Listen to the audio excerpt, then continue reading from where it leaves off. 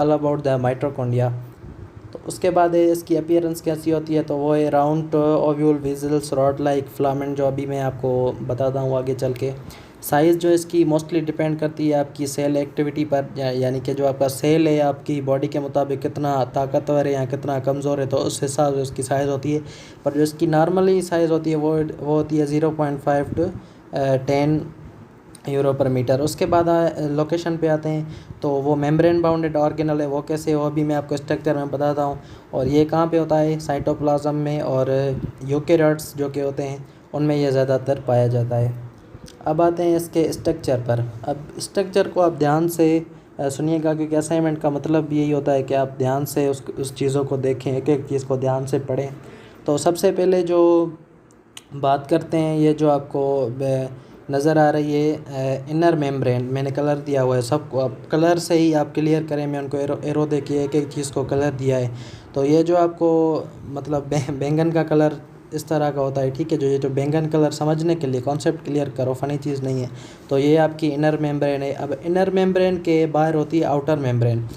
Outer membrane जो ये आपकी ऑरेंज कलर में, ये आपकी आउटर मेम्ब्रेन है, ये स्मूथ होती है, ठीक है। ये हो गई इसकी आउटर मेम्ब्रेन और इनर मेम्ब्रेन। अब इसके अंदर होती है एक ये सरीट है। ये जो होती है, ये मतलब इसमें जो पूरा आपका मटेरियल के लिए ना, डीएनए हो गया, राइबोसोम्स, ये सब चीज़ें जो है वो इसमें अंदर बाउंड होती है। और ये फोल्डिंग मेम्ब्रेन भी इसको कहा जाता है, क्योंकि इसमें बहुत फोल्ड होते हैं, ठीक है। उसके बाद ये जो आपको येलोइश मटेरियल अंदर पूरा दिख रहा है, मैंने ये एरो भी दिया हुआ है, येलोइश मटेरियल पूरा इसको कहा जाता है मैट्रिक्स। उसके बाद ये जो डीएनए आप देख रहे हो, ये भी मैंने एरो दिया है। उसका काम क्या है, ये मैंने आपको बताया पीछे कि सेल्फ रेप्लिकेट ऑर्गेनल है, तभी इसको स्पेशल ऑर्गन भी कहा जाता है। मतलब ये अपना डीएनए जो है वो खुद ब खुद बनाता है। उसके बाद ये जो क्रिस्टे, इनके जो बीच में आपको ये 3 डॉट्स नज़र आ रहे हैं, रेड, ये जो है रेड, ग्रीन और येलो, इनको मेरे एरो दिया हुआ है। यहाँ पे आपकी सारी जो एक्टिविटीज़ है, रेस्पिरेटरी एक्टिविटी, यहाँ बहुत सारी एक्टिविटीज़ वो यहाँ पे परफॉर्म होती है। उसके बाद ये राइबोसोम्स है। राइबोसोम्स में होती है 70s प्रोटीन। 70s मतलब वो जो प्रोटीन की सिंथेसिस होती है वो मतलब राइबोसोम्स के थ्रू ही होती है प्रोटीन सिंथेसिस, ठीक है। उसके बाद ये मैंने डीएनए का भी आपको बता दिया। और ये तो बस ऐसा कोई ख़ास ये मुश्किल है नहीं, लेकिन पूरी बात है समझने की। अब ये जो है इसको तभी पावर हाउस ऑफ सेल कहा जाता है कि जितनी भी एक्टिविटीज़ है सेल की, ये पूरी ये मतलब करवाता है, ठीक है। तो फंक्शंस भी है इसके कुछ जो मैंने अच्छी तरीके से लिखे हुए, मतलब पूरा जो है आपका क्लियर हो जाएगा अच्छे तरीके से ये स्ट्रक्चर। फंक्शंस में फर्स्ट जो पॉइंट है वो है माइटोकॉन्ड्रियाज डबल बाउंडेड मेम्ब्रेन, जो कि आपने देख लिया है, एक इनर थी एक आउटर थी। जो आउटर थी वो स्मूथ थी।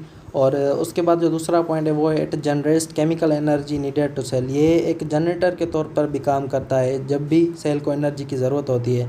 और तीसरा पॉइंट है बूस्ट पावर ऑफ सेल। इसको ये जो बूस्ट है सेल का पावर को मतलब उसको बूस्ट करता है। उसके बाद हमारा जो मेन पॉइंट है जिस पे आपको ध्यान देना चाहिए वो है कन्वर्ट एडीपी टू एटीपी, यानी कि एडिनो ड्राईफॉस्फेट को आपको एडिनो ट्राईफॉस्फेट में कन्वर्ट करता है। और ये एटीपी क्या है, ये जो बेसिक सर ने आपको बताया था कि फार्म होता है एनर्जी का, तो ये वो है, ठीक है। इट इज़ लास्ट पॉइंट है, it is a site for cellular respiration, जो मैंने आपको बताया ये एक साइट है सेलुलर रेस्पिरेशन की। अब सेलुलर रेस्पिरेशन में बहुत सी काइंड है, ये बेसिक है, ये चीज़ें आपको खुद सर्च करनी होगी कि सेलुलर रेस्पिरेशन में एरोबिक रेस्पिरेशन, एनारोबिक रेस्पिरेशन, ये जितनी भी होती हैं, या क्रेब्स साइकिल्स का आपने पढ़ा होगा इंटर में।